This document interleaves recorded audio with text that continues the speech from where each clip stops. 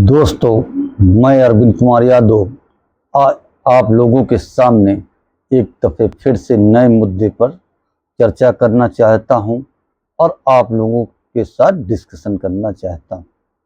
आज दोस्तों, जो मैं कहानी आप लोगों के लिए लेकर आया हूं, ये कहानी बहुत ही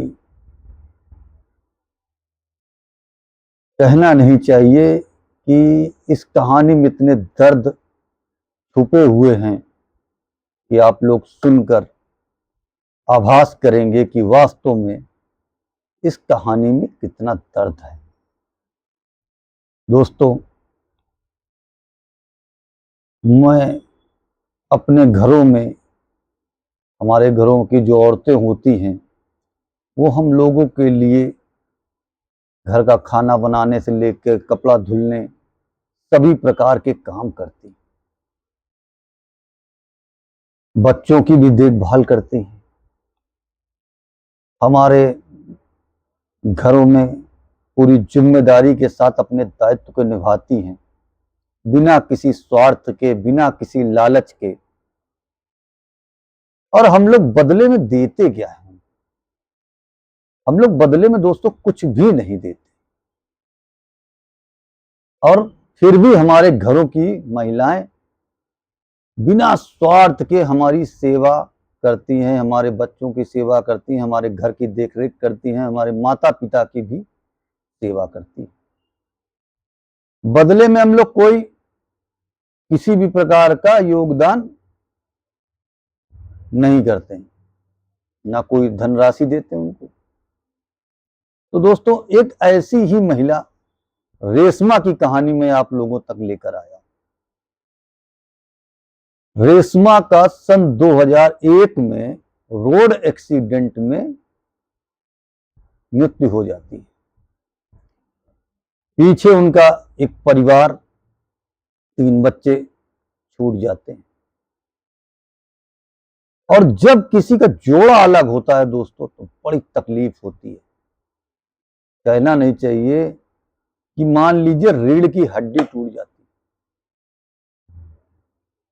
पूरे घर का सिस्टम बदल जाता है।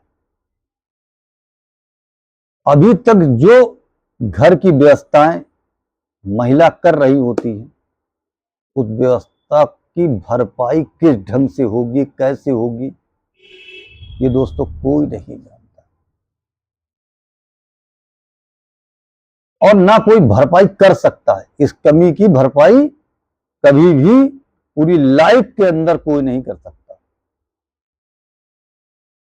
तो दोस्तों, सन 2001 में रेशमा की रोड एक्सीडेंट में मौत हो जाती है। इसके बाद पति क्लेम के लिए मुकदमा दायर करता है मोटर एक्सीडेंट अधिनियम के तहत, मगर वहां की कोर्ट ने मात्र 2,44,000 रुपए मुआवजा दिया। जब 2,44,000 रुपए मुआवजा दिया, तो पति जो है हरियाणा और पंजाब की हाई कोर्ट चले गए। वहां पे मुकदमा लड़ते लड़ते सन 2024 आ गया दोस्तों, और 2024 में भी इंसाफ नहीं मिला। मतलब एक प्राणी की वैल्यू मात्र 2,44,000। अब पंजाब हाई कोर्ट जब गया, तो वहां पे भी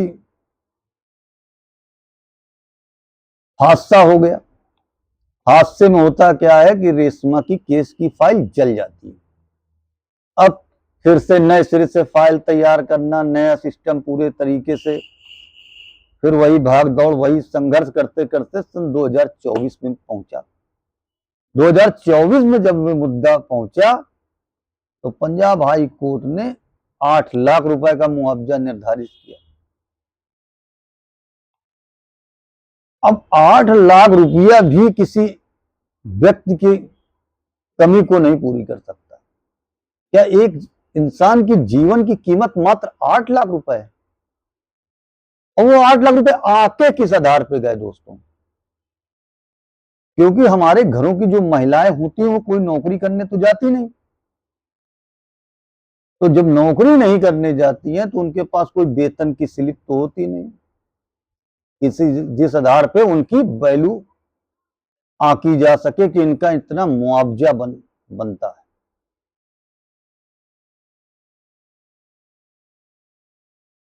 तो 8 लाख के बाद भी जब संतुष्टि नहीं मिली तो उनके हस्बैंड जो है सुप्रीम कोर्ट का रुख करते हैं, और सुप्रीम कोर्ट का जब रुख करते हैं तो सुप्रीम कोर्ट के 2 जजों की खंडपीठ ने एक ऐसा ऐतिहासिक फैसला कर दिया हमारे घरों की महिलाओं के लिए, जो हमारे लिए रातों दिन मेहनत करती हैं और हम लोग उनकी वैल्यू शून्य समझते हैं, मगर हमारे घर की रीढ़ की हड्डी है वो। गृहस्थी में क्या सामान है क्या नहीं है, क्या हमारे घर में किस चीजों की कमी है, पूरी देख रेख करती हैं। हम लोग तो केवल मात्र सैलरी दे देते हैं, मगर किस सिस्टम से घर को चलाना है ये वही डिसाइड करती हैं।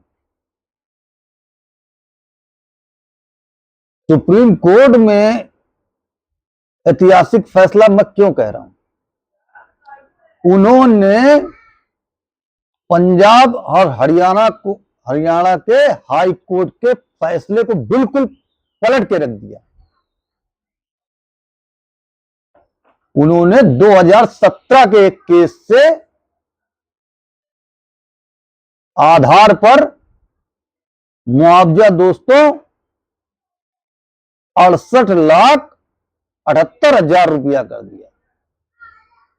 इसका मतलब महिला की अर्निंग का एक एवरेज उस आधार पर निकाला कि 30,000 रुपए प्रति मंथ हमारे घरों की महिलाओं की वैल्यू है। तो उस आधार पर 30,000 रुपए का जब मूल्यांकन किया गया तब 68,78,000 रुपए। तो ये काबिले तारीफ फैसला सुप्रीम कोर्ट के जरिए से आया है, और साथ ही साथ में पूरे देश की हाई कोर्ट को ऐसे मामलों में 1 साल के अंदर सुनवाई करके न्याय की बात कही है। तो दोस्तों, आप लोगों को क्या लगता है कि सुप्रीम कोर्ट की 2 जजों की जो खंडपीठ ने फैसला लिया है ये हमारे महिलाओं के लिए हित में है या अनहित में है? आप लोगों को क्या लगता है? आप लोग अपनी राय कमेंट करके जरूर बताएं, मगर मेरे हिसाब से ऐतिहासिक फैसला है